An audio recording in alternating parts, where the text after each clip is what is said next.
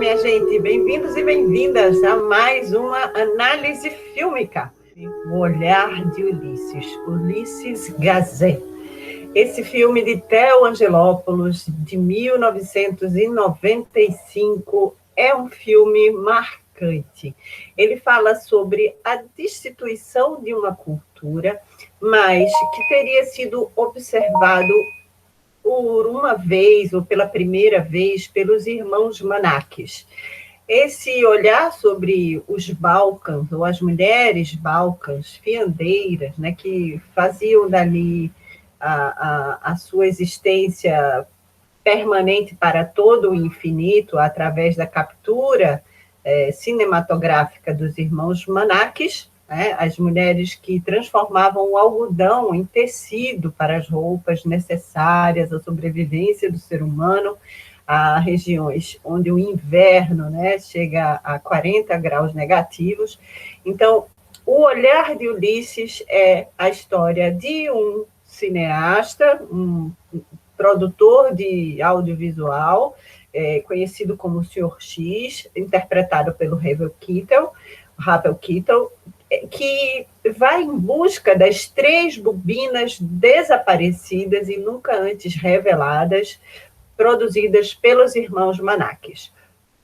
Por conta do regime político da época, dos irmãos Manaques teria sido assassinado, e as bobinas acabaram se perdendo, e a cidade onde eles tinham um estúdio, né, de fotografia e cinematografia, onde estariam lotados, na cidade de origem deles, teria sido, apesar de continuar de pé, né, o estúdio não foi destruído, mas esse material teria se perdido no translado.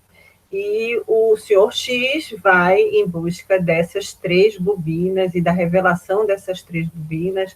Então, a ideia, inclusive, dos irmãos Manaques, de um dos irmãos Manaques, de filmar um barco azul saindo do porto, onde Ulisses teria partido para a sua jornada, né, que a gente conhece como a Odisseia, e eles foram capazes de catalogar vários trabalhadores, vários personagens da história da época, daquela cultura balcã que estava ameaçada pelos conflitos territoriais, políticos, né?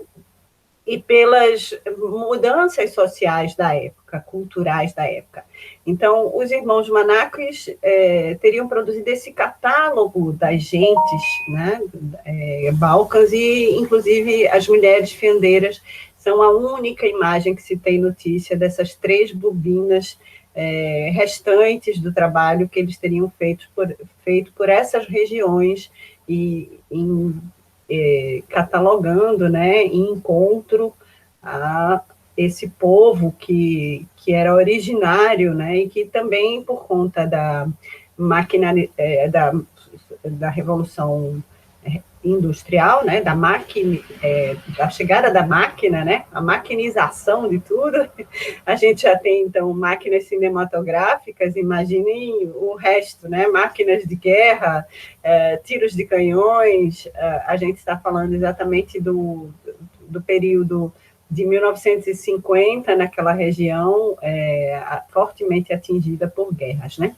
Então, esse filme do Theo Angelopoulos, ele tem esse caráter documental, embora seja uma ficção, e está disponível para vocês assistirem, né? Ele tem um ritmo muito particular, costuma-se dizer que o Theo Angelopoulos é um cineasta de um ritmo mais lento, né? As tomadas são longas e a história ela não é dada por completo para o espectador.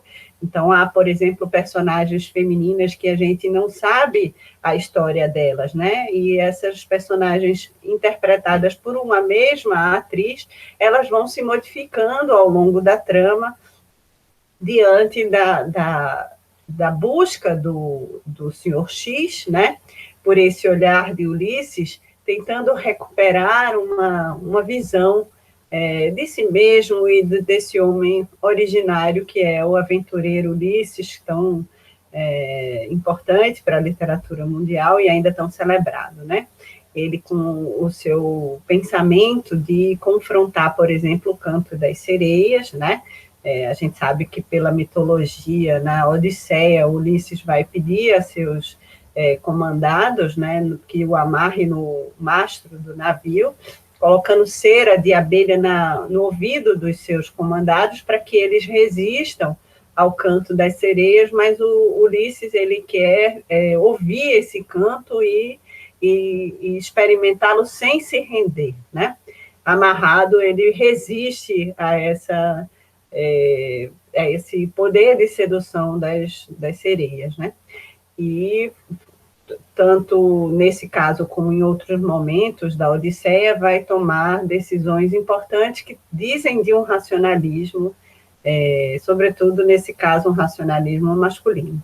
Então, é um filme que traz esse primeiro olhar sobre as mulheres trabalhadoras, fiandeiras, né, que teciam a sobrevivência da raça humana, e, de certa maneira, há esse contraponto, né, de ser o personagem principal, o observador do narrador, né, o observado do narrador, ou seja, acaba sendo uma narrativa masculina. Então, é interessante que a gente possa ver o filme, né, a atuação magistral do Harvey Keitel, e o Theo Angelopoulos deixa para a gente, além de muitos outros filmes da sua filmografia, essa preciosidade que é o olhar de Ulisses Gazé.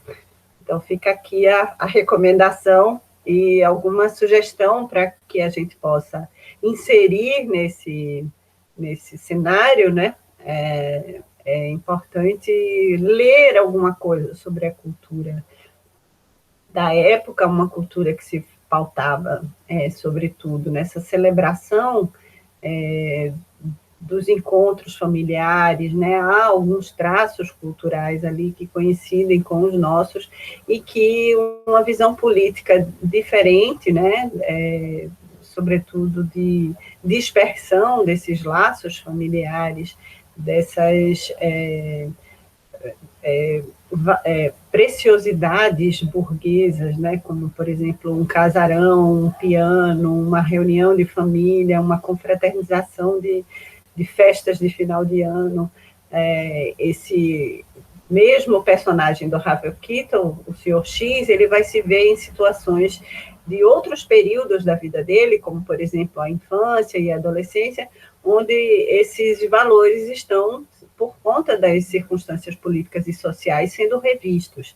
Então, a gente mergulha nessa ascensão de um poder e na destituição, na horizontalidade desses referenciais políticos, por exemplo, como o Lenin, né, que a gente vai ver no material de divulgação do filme, está ali sendo destituído de seu poder, né? Então, fica a recomendação, vamos adiante, boas análises, boas pesquisas e bom filme.